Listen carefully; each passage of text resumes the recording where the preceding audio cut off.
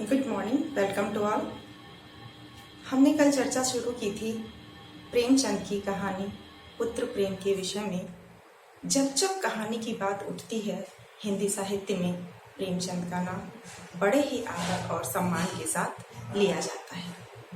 इसका कारण यह है कि प्रेमचंद ने बड़ा ही साधारण जीवन स्तर जिया था। सादा जीवन उच्च विचार की प्रतिमूर्त थे और जैसा जैसा उन्होंने जीवन में जिया था, भोगा था, अपने आसपास जिन समस्याओं को देखा था, उन्हें बड़ी ही गहराई के साथ महसूस किया था और उतनी ही गहराई के साथ उन्होंने अपने साहित्य में उसे स्थान दिया था। उनकी रचनाएं पूर्णतः आदर्शवादी रचनाएं थीं, लेकिन उनमें हमेशा यथार्थ का ही चित्रण होता था। जीवन में धन अर्जित करना मानव के लिए एक उद्देश्य सा बन गया है। यह आदिकाल में भी था, मध्यकाल में भी था और आज भी है। बस उसके रूप में परिवर्तन होता रहता है। यहाँ तक कि हर कार्य करने का उद्देश्य धन से जुड़ा रहता है। साहित्य में भी लिखा गया है कि साहित्य सृजन का कार्य भी मुख्य रूप से यश और अर्थ प्राप्ति के लिए ही किया जाता है। महान आचार्यों ने लिखा है, काव्यम यशसे अर्थकृते व्यवहार वृदे श्वेतर छते कांता सम्मित तयो पतेश युजे। इसका अर्थ है कि हम कोई भी कार्य, यहाँ साहित्य की चर्चा हो रही है, किस लिए करते हैं? पहला उद्देश्य नाम की प्राप्ति के लिए, यश की प्राप्ति के लिए। इसीलिए पहला उद्देश्य यश से। हर मनुष्य चाहता है कि जीवन में वह कुछ न कुछ ऐसा कार्य करे जिससे उसे नाम, शोहरत, यश हासिल हो सके। और दूसरा उद्देश्य रखा गया है अर्थकृते, अर्थात पैसा कमाने के लिए, धन कमाने के लिए। हम जब जब धन की बात करते हैं, धन कमाने के साथ साथ धन को खर्च करना, यानी आय व्यय का साथ साथ कार्य चलता है और आय व्यय के साथ साथ ही धन को संचय करने की, यानी धन की बचत करने की प्रक्रिया भी चलती है।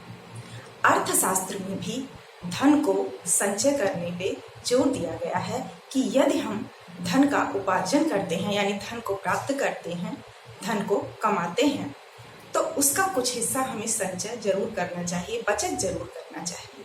परंतु इतनी बचत की जाए कि मनुष्य का जीवन चला जाए पर धन खर्च ना हो, यह मानवीय संवेदनाओं के खिलाफ है, मानवीयता के खिलाफ है और मानवता के खिलाफ है। यही दिखाने की कोशिश प्रेमचंद जी ने अपनी इस कहानी में पुत्र प्रेम, जिसका नाम है, इसमें किया है। इस कहानी में उन्होंने आधार भी बनाया है जीवन के सर्वश्रेष्ठ संबंध को, क्योंकि जीवन में किसी भी माता पिता के लिए उसकी संतान से बढ़कर कोई धन नहीं होता। लेकिन कभी कभी रिश्तों में भी, मानवीय रिश्तों में भी, पारिवारिक रिश्तों में भी हर बात से ऊपर उठकर लोग धन को महत्व देने लगते हैं। मनुष्य के इसी धन लोभी मानसिकता के ऊपर ये कहानी लिखी गई है। उन्होंने कहानी के माध्यम से आज के समाज में धन बटोरने की जो नियत चल रही है उस पर प्रकाश डाला है कि लोग रिश्तों को बटोरने की बजाय, रिश्तों की प्रगाढ़ता को देखने की बजाय धन बटोरने में ज्यादा लगे हुए हैं। इसी लालसा के तहत कहानी के मुख्य पात्र चैतन्य दास का चित्रण किया गया है कि कैसे वह धन लोभी व्यक्ति अपने धन लोभ के आगे अपने पुत्र के जीवन को जीवन नहीं समझता और जो पुत्र बीमार हो गया, जैसा कि हमने कल कहानी स्टार्ट की थी कि चैतन्य दास के 2 पुत्र थे। उन दोनों पुत्रों में बड़ा बेटा जो है वह प्रभुदास था, छोटा शिवदास था। दोनों में 1 साल का अंतर था। दोनों पुत्र, एक बीए फाइनल ईयर की पढ़ाई कर रहा था और दूसरा सेकेंड ईयर। लेकिन जब दूसरा बेटा 3rd ईयर में गया, फाइनल ईयर में गया, और पहला बेटा पास हो गया बीए, उसके बाद जब उसकी कानून की पढ़ाई की बारी में आई, क्योंकि उनका सपना था कि उनके बेटे भी उन्हीं की तरह बड़े बैरिस्टर बने और खूब सारा धन कमाकर घर में लाए, उनका ये सपना तब टूट जाता है जब उनका बड़ा बेटा बीमार रहने लगता है और डॉक्टरों ने बताया कि उसे तपेदिक है। ये तपेदिक तब ठीक हो सकता है जब उसे इटली के सेनेटोरियम में भेजा जाए। वहां जाने का खर्चा 3000 आएगा और यदि आपने इतना खर्चा करके उसे भेज दिया किसी भी प्रकार से, तो 1 वर्ष तक वहां सेनेटोरियम में रहने के बाद इसका तपेदिक यानी टीबी ठीक हो सकता है। उस जमाने में जब ये प्रेमचंद ने कहानी लिखी थी, उस समय 3000 की बड़ी कीमत थी।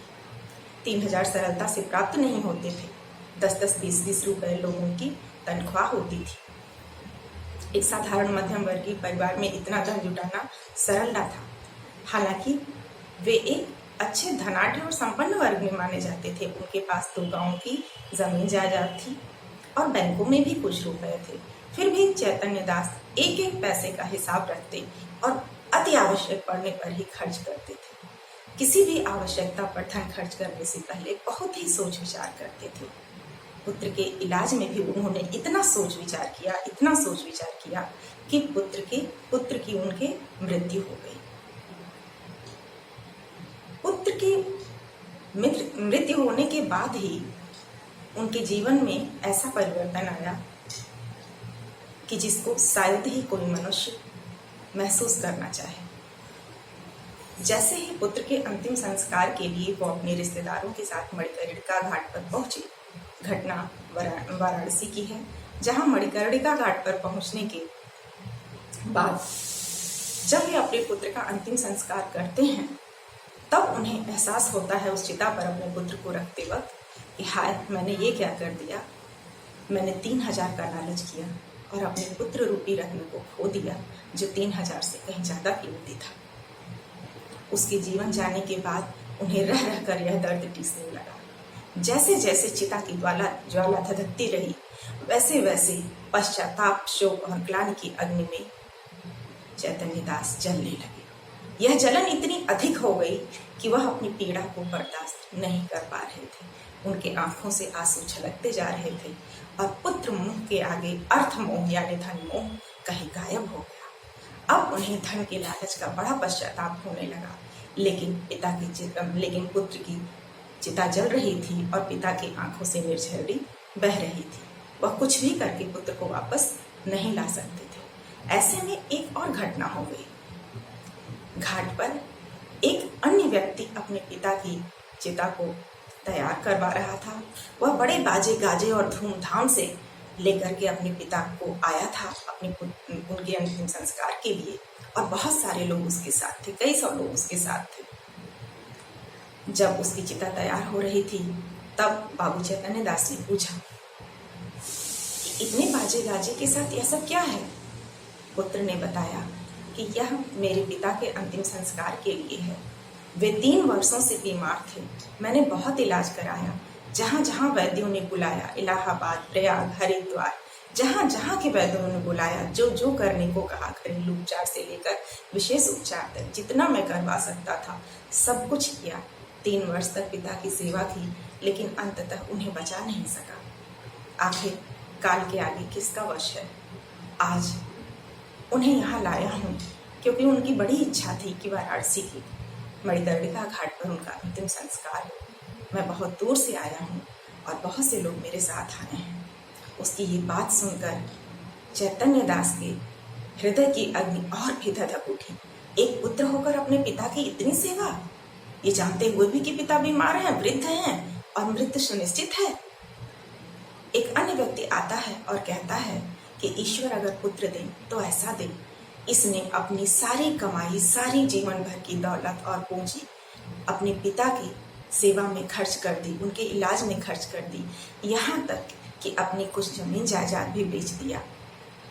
और आज अपने पिता की अंतिम इच्छा पूरी करने के लिए इतनी बाजे गाजे के साथ, इतनी धूमधाम के साथ अपने पिता का अंतिम संस्कार करने आया है। ईश्वर पुत्र दे तो सबको ऐसा ही दे। यह सुनकर उनके हृदय की ज्वाला और भी धधकने लगी। ओह, कितना उदार है यह और कितना कृपण हूं मैं। पुत्र होकर इसने वृद्ध पिता की इतनी सेवा की कि लोग इसकी तारीफ कर रहे हैं। एक तरफ मैं कि अपनी पत्नी के समझाने पर भी नहीं माना, अपने पुत्र का मुंह नहीं किया, अपने पुत्र का मुख नहीं देखा। मैंने मुख देखा तो 3,000 रुपयों का। उनके हृदय की ज्वाला बढ़ती जाती है। एक दिन उनके हृदय की ज्वाला इतनी बढ़ जाती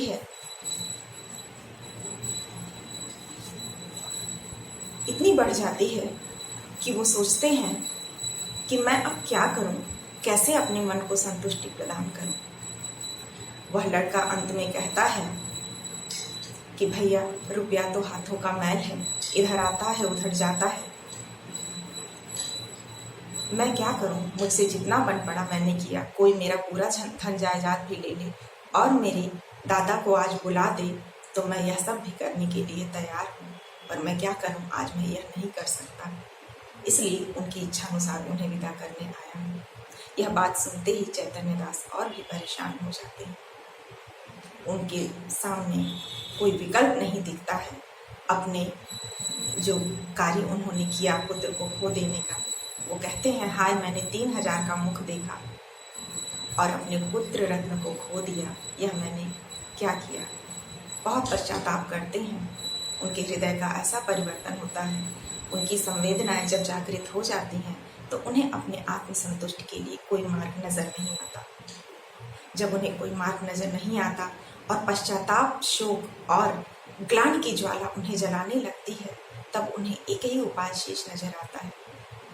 अपने पुत्र के अंतिम संस्कार में वे हजारों रुपए व्यय करते हैं और इस तरह अपने आत्मसंतुष्टि के लिए, ताकि मुझे थोड़ा सा भी संतोष प्राप्त हो सके, वो इस प्रकार का कार्य करते हैं कि शायद उनको क्षमा मिल सके या शायद उनको आत्मसंतुष्टि मिल सके। मानव संवेदना को जागृत करने का ही उद्देश्य लेकर यह कहानी प्रेमचंद ने लिखी है, जिसमें पिता और पुत्र के मोह को माध्यम बनाया गया है